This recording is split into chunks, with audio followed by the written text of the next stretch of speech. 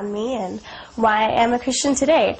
I was introduced to the gospel in my sophomore year of high school by a teacher, actually. My friend Mallory and I were in class, and she turns to him, and I guess she knew he was a Christian, but I had no idea. So she turns to him and asks him, hey, if I do drugs and go to parties and do whatever I want for my whole life, can I just get into heaven? And so my teacher, he goes on this whole spiel, and I'm listening to him speak, and I'm like, wow, I've never heard these things before.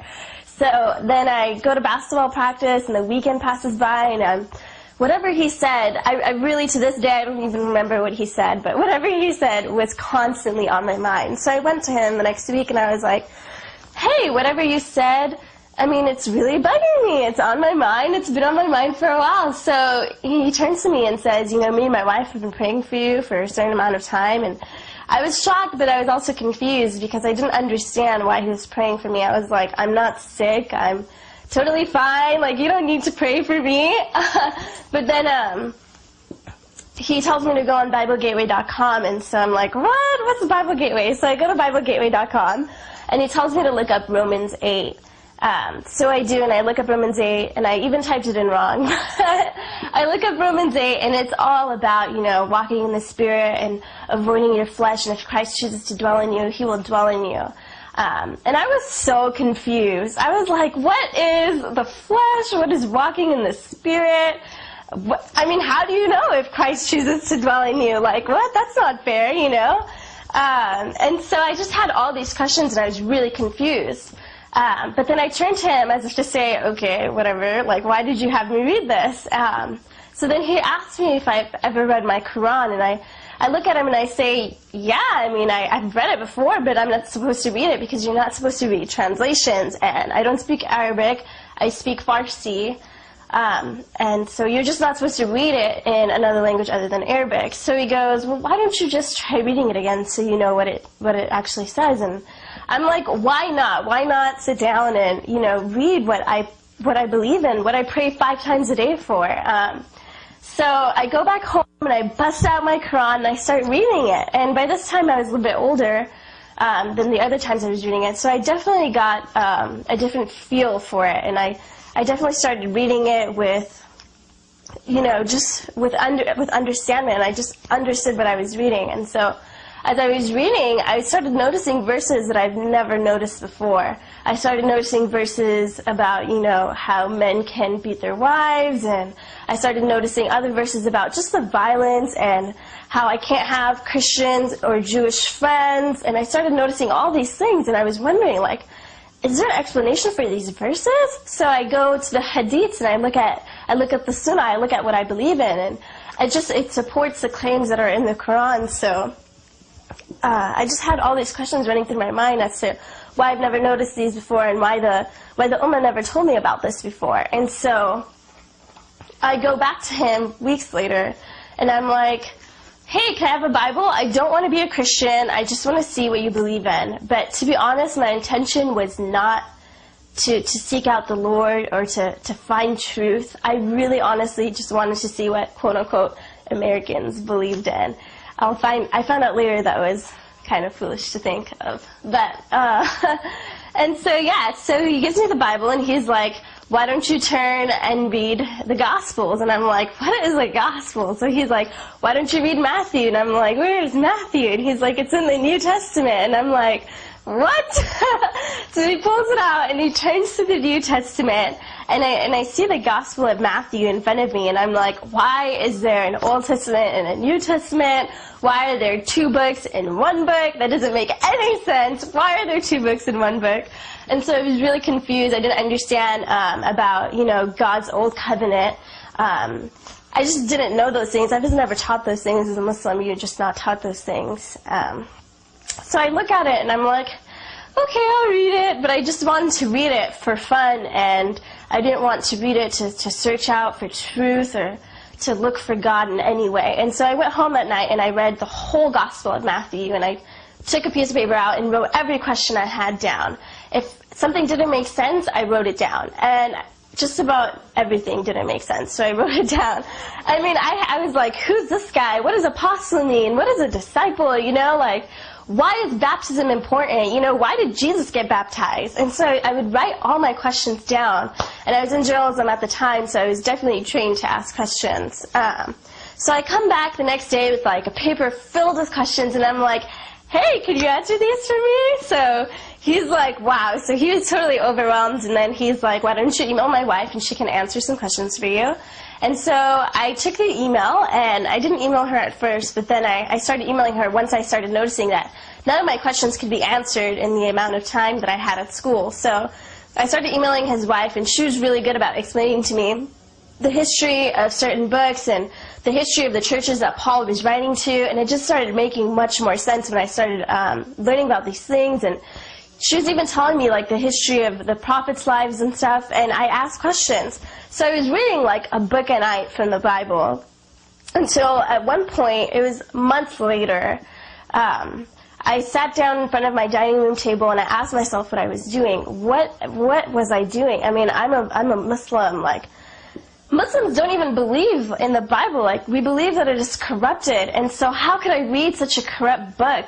And I finally realized what I was reading. I mean, I had no idea, like, what I would find in the New Testament. But I found that God had sent His Son down and died for the sins of His own people, that He was raised to life, which in turn conquers death so that we can be redeemed, so that we can be reconciled by God, with God. And so I finally understood what I was reading, and I understood what the intention of these books were. Like, there was a point why Paul wrote those letters. There's a point to those things. And so I sat down and discussed. I was very angry because I have read such a blasphemous book for so long. I mean, how can God become a man? How can He come in flesh? He's not His creation, you know? So I was thinking about all these things, and I was just like, wow, you know, no wonder I was never supposed to read this book. No wonder the Muslims tell me it's corrupted. Of course it's corrupted. How blasphemous is this, you know?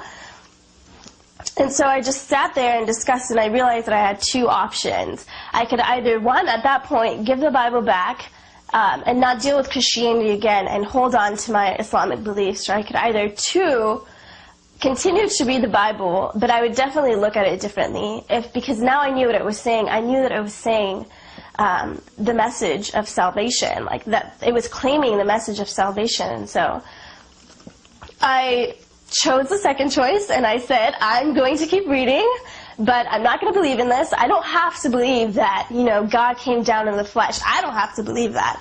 All I have to do is acknowledge that this book is saying that. And that was a huge milestone for me, because once I acknowledged that, everything looked different.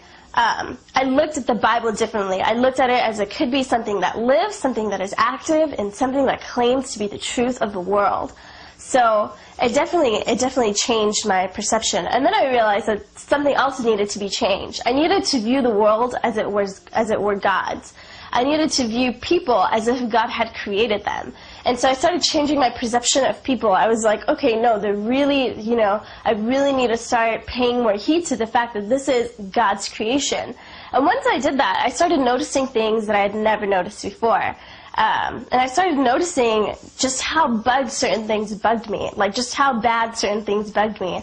And so I would start noticing like just the sinful nature of human beings and my own sinful nature. And I would ask, you know, why did that just happen? Or why did this just happen? There was one day when I was sitting in my history class and we were watching a video of Hiroshima bombing. And my classmate from across the room starts laughing at the guy who's on the video. And the guy who's on the video, just his whole back was just skinned, and he just had no more skin left on his back. And she starts laughing at that. And I look at her and I'm like, I cannot believe she's laughing at this. So I look at her and I talk to her and I'm like, dude, what's your problem, you know? How can you laugh at another man's so great distress? I mean, he has a wife, he has children. Like, how can you laugh at that?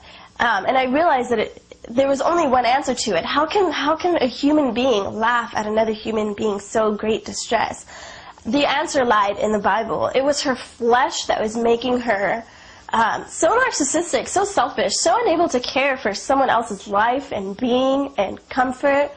And it was that day when I realized that one of the questions that I've been asking my entire life, why are human beings so messed up, it lied in the Bible. The answer to that question lied in the Bible. Because I had been reading the Bible by this point, I knew what it was saying. So that was definitely also a turning point as well. But then I started looking more in depth into Islam. Like, I can't just follow this faith for no reason, like if I don't know enough about my own faith. So I bust out and I take like 6 Quran translations and I put them all in front of me, and I'm like, all of these translations can't be wrong. They all have to coincide, and if they all coincide, then that means that it is saying what it is saying. It's not corrupt, as the Ummah will tell you that it is. And so I was looking at all these translations and I was reading them over, and they were all saying the same things. And so I started going to sheikhs and imams and other scholars, and I started asking them questions. I mean, I went to MSA after MSA. I went to all these Muslim student associations. I did everything I could and talked to the people that I needed to talk to. I talked to Muslim scholars who had studied Christianity. I talked to Muslim scholars who had converted from Christianity. I didn't just become a Christian without paying heed to Islam. Like, I loved Islam. To this day, like, I have just this attraction to Islam that I cannot explain. And so I decided I need to learn more about my own faith. So when I would ask them questions like, why does it say this? Or, did Muhammad really do this? Or, is the Prophet really who you say he is? Why did he do this in this battle? And so I would ask these questions, and they would answer me, and some of them would say, yeah, I mean, you're right, and so they would just acknowledge this is what I had found, and it was just crazy to me that they would acknowledge it. And some of them would say, I think you have a psychological problem for asking these questions. And so I'd be like, okay, dude. And so I started asking Christians as well. I started going to, different Christians that I knew. And my resources were so limited at the time because I couldn't drive. But, I mean, I just read every John Piper book on the internet. I watched a billion debates. I can't even, sit down and go through all the debates that I've seen. And then I just called different churches. If someone gave me a flyer to a church, I went on the church and I called them and said, hey, I'm thinking about Christianity. Can you come and explain some things to me? Or I would, go online and read certain books. I read lots of Lee Strobel's books. I'm sure a lot of you guys have. I read lots of those books. But there was a point where I was like, wow, if there really is a God in this world, then it can't just lie between Islam and Christianity. Like, he could be in any of the world's greatest religions.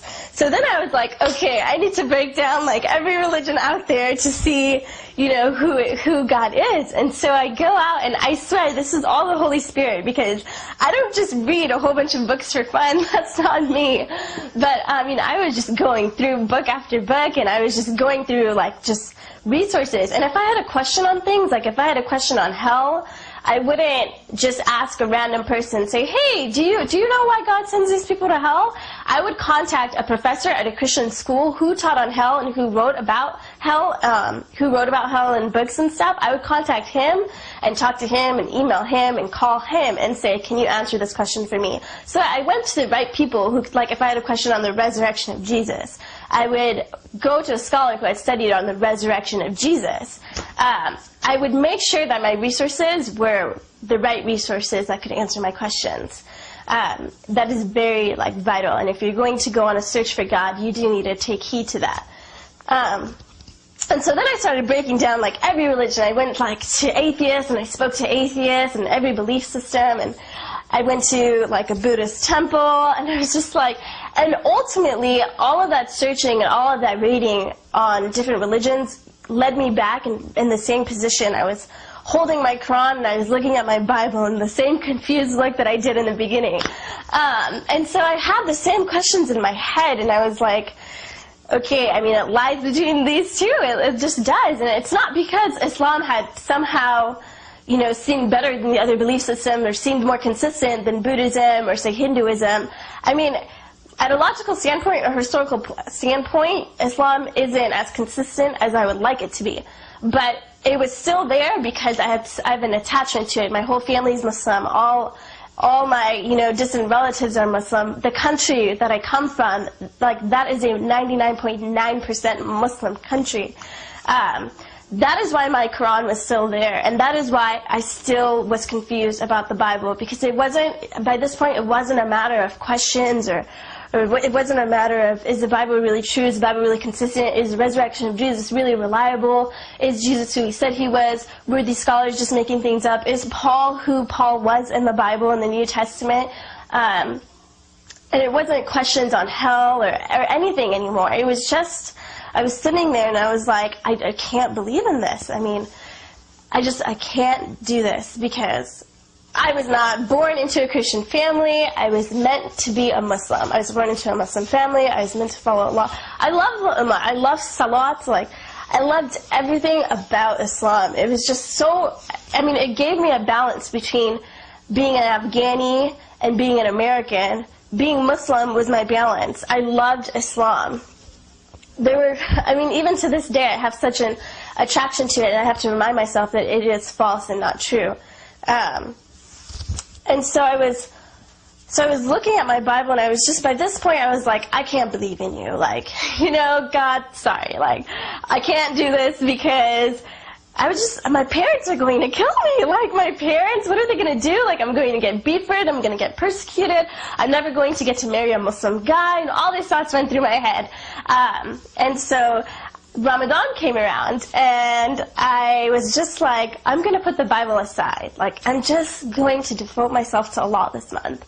I'm just going to do what I need to do. Like, it was kind of almost like a last-ditch attempt, because I so desperately wanted to be Muslim. I so desperately wanted to believe in something that was a lie, because it gave me everything that I was set up for in life, everything that my parents wanted. It would make my, parents happy. It would make my brothers happy.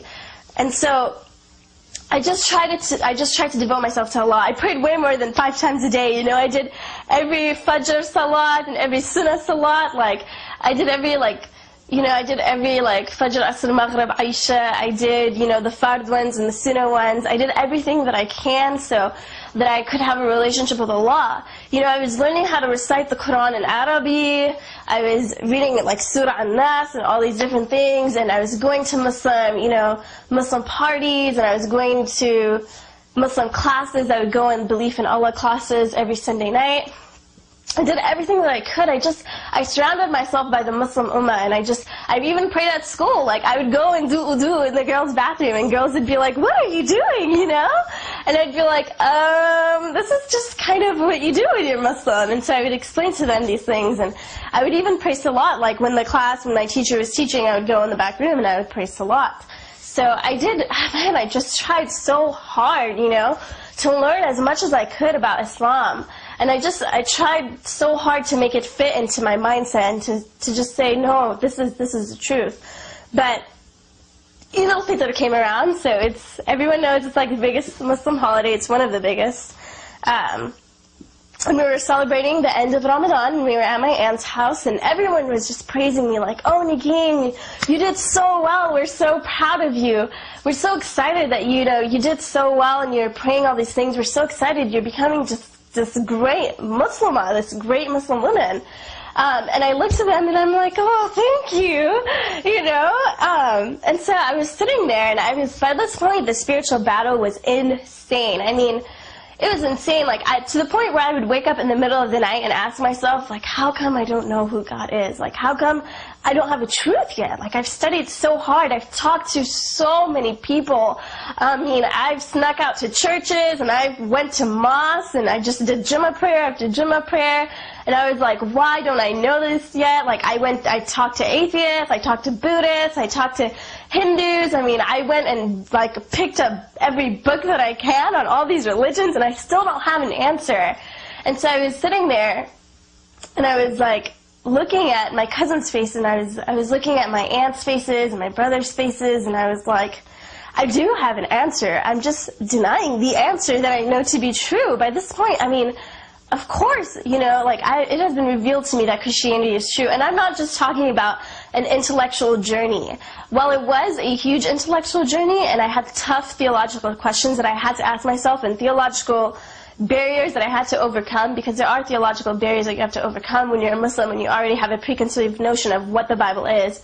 And so I had to go through those things, but it was ultimately the Holy Spirit and His interaction with me that made me see that this is consistent, this is true, like, this is the God who points out sin. You know, this is the God who calls it out. This is the God who gives answers to questions, real, life-changing answers.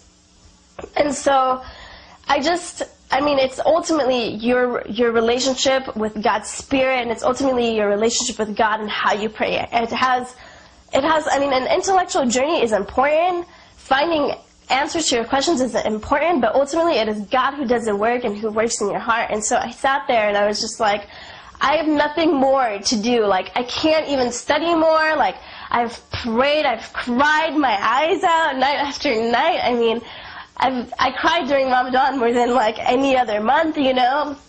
And I don't want to believe in you. Lord, I don't want to believe in you, you know. So I look around, I look at my cousins' faces, and I look at my family's face, and I see my mom's face, and I'm just like, but none of them will accept me if I'm Christian. I mean, my brother will probably like beat the crap out of me, you know, and then my parents will get angry and lash out at me, and then I won't have like this Afghani culture that I love. I won't have all this food and all these, I won't get to marry an Afghan man, and no one will talk to me anymore. And so I look at them and I'm like, I love them so much that I don't want them to forget about me. I don't want them to not talk to me anymore. But then I ask myself, well, what is real love? Like, what is true love?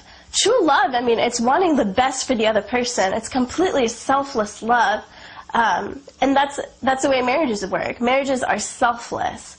When God sent Jesus here, it was a selfless act. It was an act for us, you know, and His glory. And so I just sat there and I was just like, if I truly love them, I would accept what is true so that one day they can see it through me and that they may accept it as well. There's no guarantee that my family or my cousins or my brothers will accept Jesus Christ.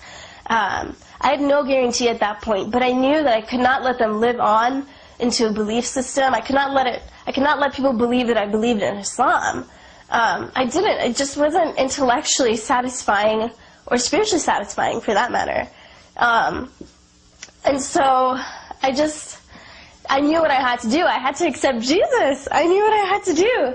And so I went home and I busted out my Quran. Instead of falling on my face and declaring that Jesus is Lord and that He came here and He died for us, instead of declaring the truth of the God of the Bible, instead of declaring Him as majestic and the creator of this universe, I went home and read my Quran.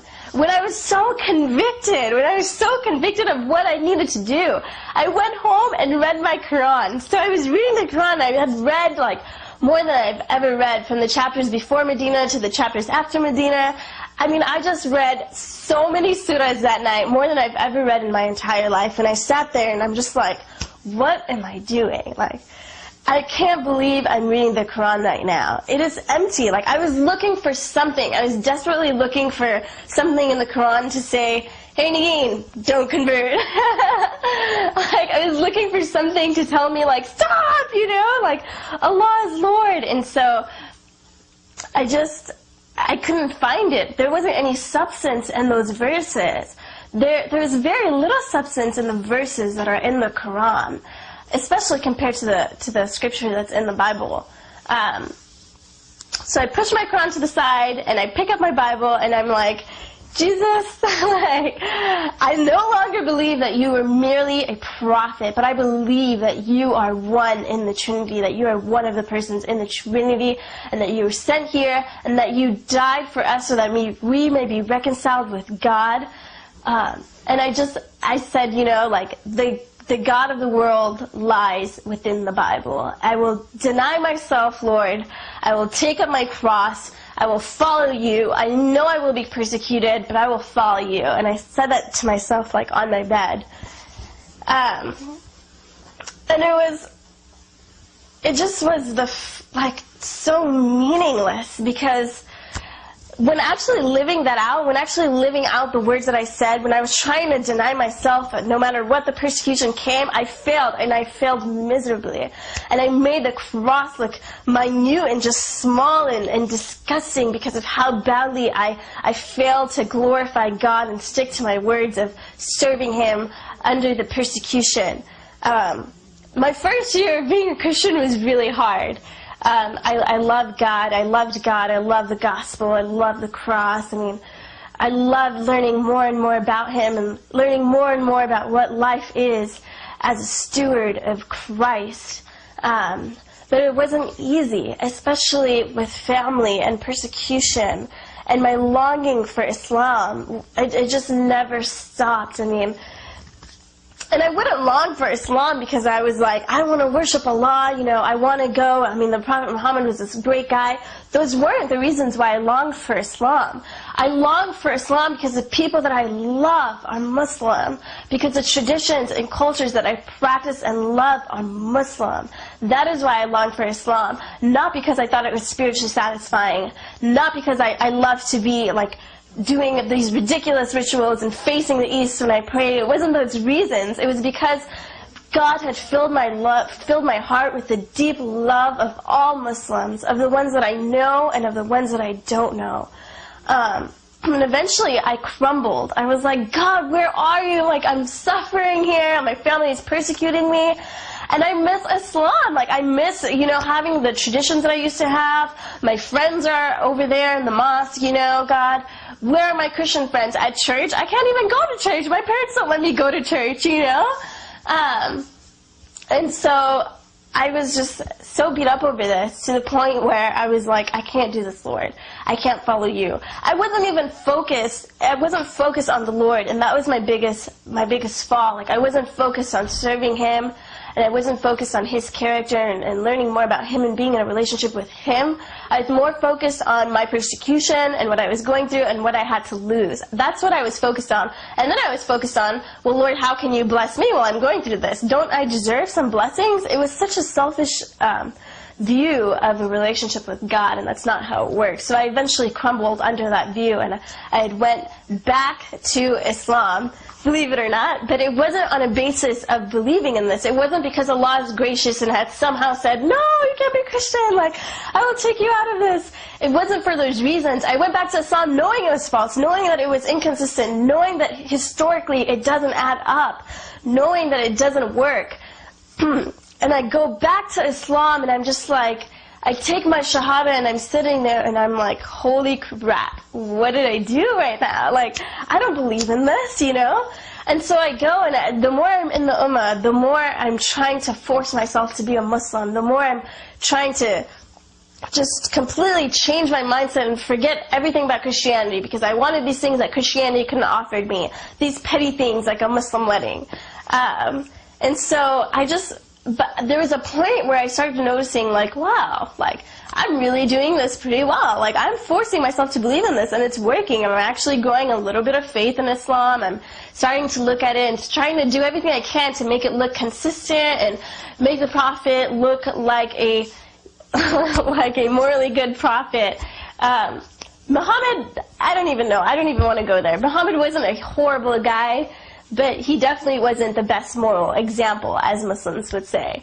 And so I just did everything that I could to convince myself in Islam, and I was doing pretty well. I started believing it, I started saying, okay, well, let's just forget about everything. I'm going to brainwash myself back to this. And so I actually started a blog during that time, and it was for my own comfort. I was so torn inside. And I started a blog, and I wrote on that blog what I was going through, like how I was living this Muslim life, but how much I longed for my relationship with Jesus, how much I miss a Christian God, how much He was convicting me during this time, how much He was hunting me down. I started this blog and just wrote about, certain things that bothered me during that time. When Muslims would say something, I'd be like, does Allah really care about that? Like, does Allah seriously care about something so petty like that? So I'd write on my blog, like, this is what I think. And then I would even use that blog and try to, I was about to shut it down and say, no, like, this is bad for me because it's, it's a time of reflection, and when I reflect on on how much Islam doesn't make sense to me. But David Wood had actually found that blog, and David Wood, you guys all know him from AnsweringMuslims.com, Acts17.net. Check it out. So David Wood found that blog, and he started commenting on that blog, and I was like, no way! David Wood just commented on my blog. Like, I watched this guy's debates for hours and used to take notes on his debates with Muslims. Like, dang it, like, I know that he's going to tell me stuff I don't want to know. And then I was speaking to Nabil Qureshi, his partner in the ministry. I was speaking to him through email. And he was very patient with me. He didn't lash out and get angry at me for going back to Islam or get angry at me for deserting the God of the universe. But he's very patient and understood what I was going through and understood why I was feeling the way that I was feeling. And he shared a little bit about his own experience with me, and it really encouraged me. And so I was speaking to David through the blog a little bit, and he was just, going into things that I didn't want to know. Like, he was definitely putting truth in my face. I already knew it, but I didn't want someone to confront me with it. Especially not someone who I've sat down and watched for hours. And then, so I was just going about my days. I mean, at this point, I even started wearing the hijab to school. I did everything I could. Like, I did everything I could to just be Muslim again. I had gained all these wonderful new friends. And so David Wood told me to watch a show that him and Sam Shamoon were going to be on called Jesus or Muhammad. And so I'm like, okay, that's really cool. Like, I could use that show right now, Jesus or Muhammad. And so I skip out on my belief in Allah class, and I sit down at my computer, and I'm watching Jesus or Muhammad on abnsat.com. And so I'm like, wow, like, I already know these things, but David and Sam were just putting it in my face and putting it in all the viewers' faces. And I was just like, okay, I don't want to listen to this anymore. I know the truth about Islam. I know the truth of who Jesus was. I can't handle this. I can't handle this. So I sat back and I was like, why can't I handle this? Because I'm acknowledging and I'm supporting something that is so wretchedly false. And it was then that I was like, I can't do this. Like, I can't support something that I know is false and that is the cause of violence in the world and other atrocities. I couldn't do it. And so there was a couple of weeks passed by, and I was at the park, and I had my Bible, and I was reading 1 Peter.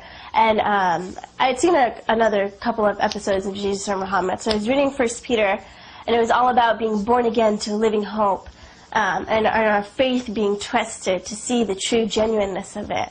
And I'd just been so convicted of the wrong that I've been doing. And I've had like a couple of dreams, that Jesus didn't come down in my dreams, that they were just dreams of, showing me that I did miss the God of the Bible. I don't want to get into it because I don't want to say that those dreams like somehow brought me back to the foot of the cross, because they didn't. I never really had a huge dream experience of God saying, Nagin, believe in me now. And I used to get angry when other people did, because I was like, I didn't have a dream, And so I don't want to get too into those dreams. But they definitely, when I woke up, I was definitely reminded of the truth of the gospel and the truth of who God is. And so I was sitting there at the park reading 1 Peter, and I was like, I can't do this anymore. Like, I can't do this. Like, I love Islam. Like, I love it on a superficial level, if that makes sense. But I can't believe in it. Like, I miss you, God. Like, I miss being in a relationship with the God who is alive, who is active.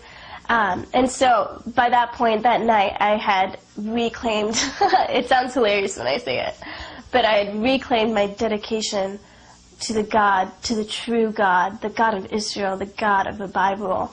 And my heart just, it hurts, and my heart is broken over what I've done.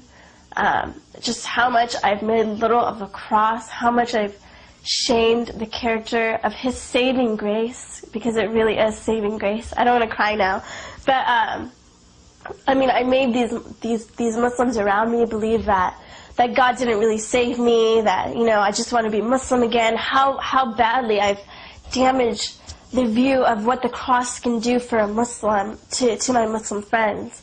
And it breaks my heart. But the only way to make that right is to, from here on out, proclaim God through my actions each and every day, and each and every day follow Him and follow His footsteps, and tell the Muslim world that I do believe in Jesus Christ as Lord and Savior. And that is the only way to make it right. And I have to say that even now I still struggle with Islam, and I just feel this attachment to Muslims and this attachment to everything that I knew and everything I practiced. I honestly believe that what I feel is very godly and very it's just there for a very important reason. It is there because I know that my life is to minister to Muslims.